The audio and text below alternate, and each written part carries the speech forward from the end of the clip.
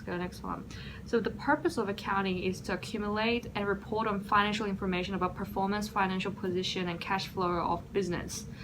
Yeah, I just put it there because you gotta always keep reminding yourself what you're doing, you know, what the purpose of this job is, and the purpose is to create balance sheet, profit and loss statement, and cash flow statement. So in order to do that, you gotta know some basic concepts of accounting. So for balance sheet, as you can see here, I put A, L, E, AL.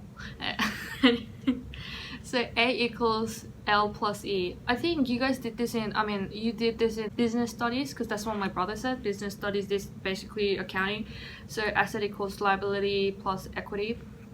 So assets on the debit side, the left side, and the liability and equity on the right side. So as you can see here, it says asset is what the company owns, liability is what company owes, so like a debt, obligation, financial obligation, and equity is shareholders equity. So yeah, okay, so that's the balance sheet. So because you gotta balance it every time, the balance of asset needs to equal the balance of liability plus equity. So that's like the basic side of things for balance sheet. You're just trying to balance things. And there's this other profit and loss statement, or we call it income statement, where you just put your income, your expenses, you net that off, and then it becomes your net income. So what you're trying to do is you're trying to balance everything and see the financial performance of the company, like the financial position of the company. So in order to do that, we gotta see what the company has, like the transactions within the company. So if the asset is going up, then you put it in the debit side. If the expenses, okay, I don't know why this is happening, but that's the rule they made. The father of accounting made this debit and credit to journal, to debit and credit thingy. But yeah, so when the assets going up and the expenses are going up, you put it in the debit side. So you put it up first, and then if the liability or equity or revenue goes up, then you put it in the credit side. So I'll give you an example because it might not make sense to you.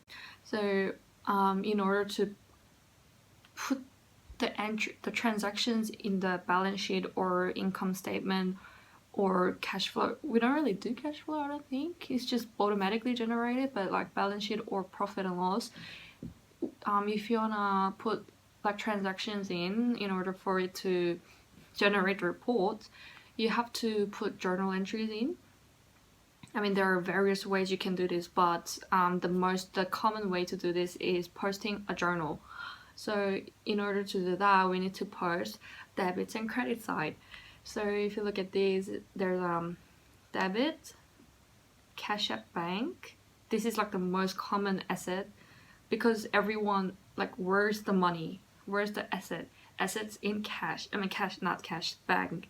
Assets in bank. Let's first look at the narration. It says we have received the contract income. So we've received the income. So if the income is earned, the asset of the company will go up. So if the assets going up, then the debit is in the debit side, remember? Because that assets up. And then since we received the income, we put that in the credit side. And you remember the revenue went up, the income went up, so you put that in the credit side. So the company has earned money through providing services. Another example I have here is where you have purchased an equipment. So if you have purchased equipment but you didn't actually give cash yet, you have purchased it, so you have invoice and all that, but you didn't physically give cash yet, so you put it in the trade creditors. To explain this, since trade creditors, that's a it's not physically earned, so it's a payable account.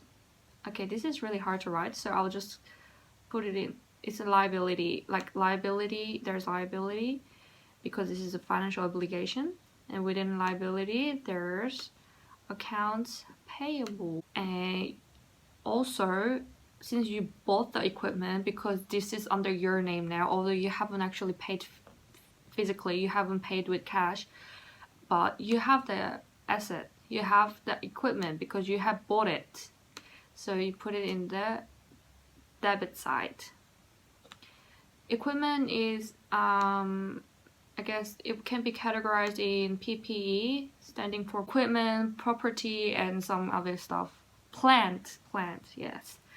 So okay, this is like the case of you're not paying with cash. But if you're paying with cash, on the later like when you have the money, then you take out the money out of the bank. That's why you put it in the your asset will get lower. And if the asset gets lower, then you put it in the credit. Because I told you, if the asset is going up, you put it in debit. But if the asset is going down, you put it in credit. And remember last time that you put money in, your liability went up because you have to pay the creditors. You have to pay the people that you bought it from. Well, you have paid them, so you don't have any financial obligation to them anymore.